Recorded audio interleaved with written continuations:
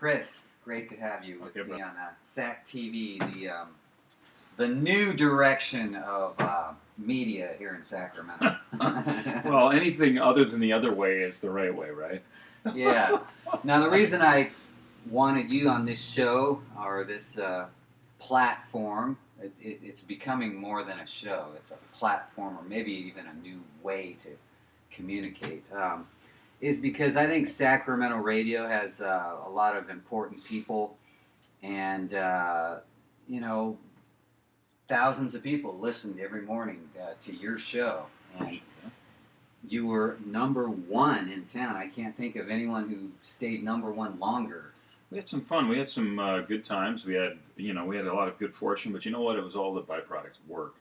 That's what people forget. I think we get caught up in the industry where we have a special, unique talent, but we forget that it's all about choices. And back in the 70s and 80s and that, there were choices inside the radio where a guy hit a button and you were gone.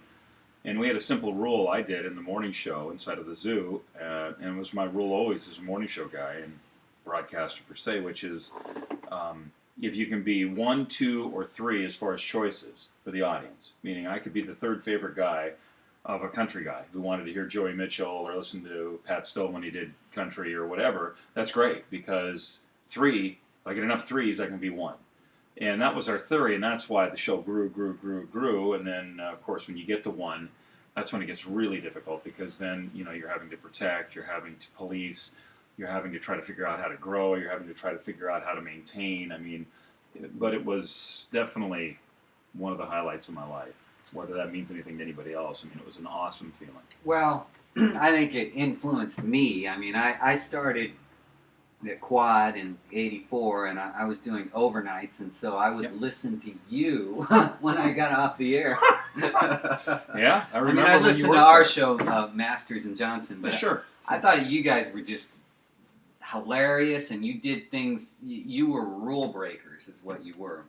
We were rule breakers and roll breakers, yeah, both of them. I think that's apropos. And they did, Masters and Johnson they tried to be the anti what we were, and that's fine because it motivated. Kevin Anderson was still at KZAP, and Kevin was the ultimate dry guy, and he was very, very funny. And he had an analytical view of the world, which I loved, because my morning partner, Mike Reynolds, had that analytical view. Okay, you could never box him, and if you did, just when you thought you had him boxed, he'd burn the box up. Of course, Earth Radio transformed into FM 102 in '79. Yes. Were you there at that point? There's a good story. My first job in commercial radio was 1970, late 75, 76. I was a gopher. Which would now, I guess today, they'd call it an intern. And I was hired at Earth Radio 92 in San Jose, KSJO, because Dennis Newhall and Don Wright had just come down to San Jose after they'd flipped a great top 40 station in Stereo Spark 92.3 KSJO, which before had been a freeform album rock station. They turned it to top 40. SRO, the people that owned 7-Eleven, and that owned a lot of movie theaters at that time, had flipped it to top 40. It was a phenomenal station. It went right after KFRC in the San Jose market, but FM penetration was of such. It wasn't in cars. Kids had transistor radios. They didn't listen to FM, and it didn't work. So they flip over, and, I'd gotten that bug at like 14 to be in radio, and they flipped over to album rock, and I went down to the station, and the first person I met was Don Wright. The second person I met was Dennis Newhall. I don't think Dennis ever really quite remembered these things, but they brought me in and they just let me do whatever I want. And they said, go help this guy, go help that guy, do this, do that. And then the engineers then, on weekends back in the day, because there wasn't digital technology, it was analog, would do a lot of telemetry work, both from the studios on Moore Park out to where our stick was, which I believe was up in the mountains in Santa Cruz. And they'd put me on the air and let me sit there. And they'd say, okay, play 3 album tracks, or, talk on the mic. So here I was, 15 years old on KSJO on the air, and, the rest, as they say, is history. So to answer your question, I knew all about KSFM in Woodland, which is what we knew it as in San Jose, because it was the quote-unquote fellow Earth Radio cousin. The late 70s, it was, it took on KZAP. It was actually a leader in Oh, yeah. rock Yeah. here in Sacramento in the late 70s under Dennis Newhall. It's a small world because I remember he left to come back up here. Mm-hmm. He was in San Jose, did 10 to noon, music director, then he left. And I remember I used to come up, we used to go up and stay up in Paradise. My dad had a cabin up there. We'd go up and fish, my brother and I. And my brother, who is 6 years older, used to insist we'd always have on KSFM because he wanted to listen to what is now classic rock. So I always knew that. You know, I'd hear those sweepers at the top of the hour, you know, KSFM in Woodland. And I'd think, what?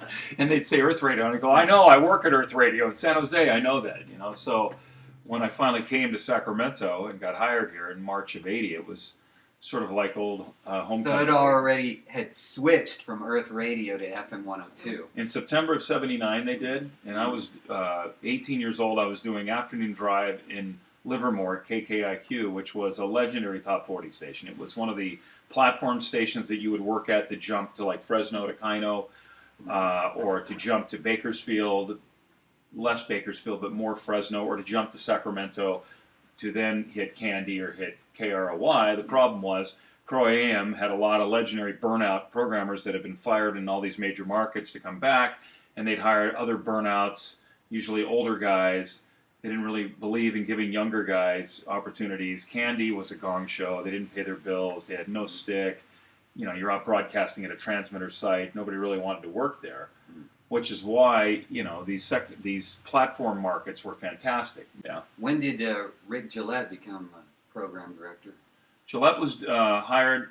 He was doing weekends at Croy, and then got hired in '79 to do the flip of FM 102.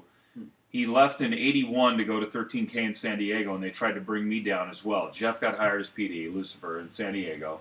That was the Browns San Diego station. The guys that own KXOA, AM and FM, own KGB, AM and FM in San Diego. Okay. KGB, of course, the Rocker, was a legendary station, great radio station. Gillette then leaves San Diego after 2 years, works at KWSS in San Jose for about 5 months, and then there was a major upheaval inside of FM 102. I was the music director, assistant PD, and afternoon guy, and we had this horrible death radio format called the Music FM, put on by, I can't explain what Billy Manders was, but he was a lot of negatives and hurt to everybody.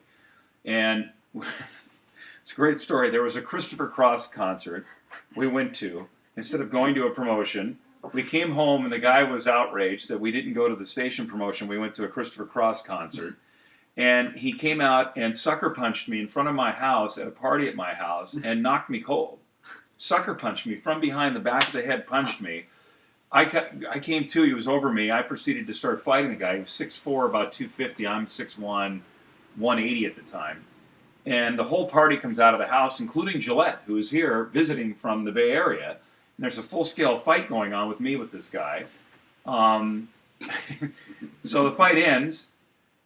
He lives around the corner from me, this guy, who's our program director. He used to come over and spy on us all the time to see what we were doing. So that week, he and I agreed that I was either going to sue FM 102 or he was going to fire me. And by Friday, that owner fired him. And by Friday afternoon, Gillette was the new PD. I see. And I had recommended that they hire Gillette. That's what year was that? 1983. Okay. Yes, that would have been May of 1983. Okay. I started Quad in January '84, and Mr. Ed was already music director. I think he started in '83 at Quad. Yeah. It was tumultuous because, and I tell people this, and they I don't think they believe it, but in 1982, Thriller came out, and Thriller completely changed pop radio. I agree with that. I mean, people have no idea, but I remember as a kid, my sister's 8 years older than me, my brother's 6, and when what's the Beatle album? Sgt. Pepper's came out. Rock radio began. Right. It did. I mean, it's a FM. Great time marker for that. It was the whole entire radio industry. Donahue and all that started right when Sgt. Pepper KMPX in San Francisco. I remember my sister used to listen to it. It was in mono. Okay, and I remember listening to Tom and and everyone else, Desiree, and everybody that was there. I mean, the same thing happened with Thriller. When that record came out, there had never been a record ever produced like that. It had Quincy smooth Jones. Jazz. Yeah, it had everything that you would want in something that had never been heard in pop music. There was a there was Beat It had rock in it. Of course, it was a Eddie Van Halen. what is it? Triangulation of everything. It had jazz, smooth jazz. It had ballads. It had, it had Eddie Van Halen. It, like you said, it had Billie McCartney. Jean. Of course, it had everything. So that changed. You're right. That was a groundbreaking album. It forced radio. Radio had become wussified, and they had ruined FM 102. This guy Billy Manders had taken us to the point where we were trying to compete with K108, the radio station to die with. The soft Exactly. station. And it wasn't working. Why don't we pick up that point in the next segment? Because I'm trying to keep the segments down to 10 minutes. Because I'm a morning guy. Sorry.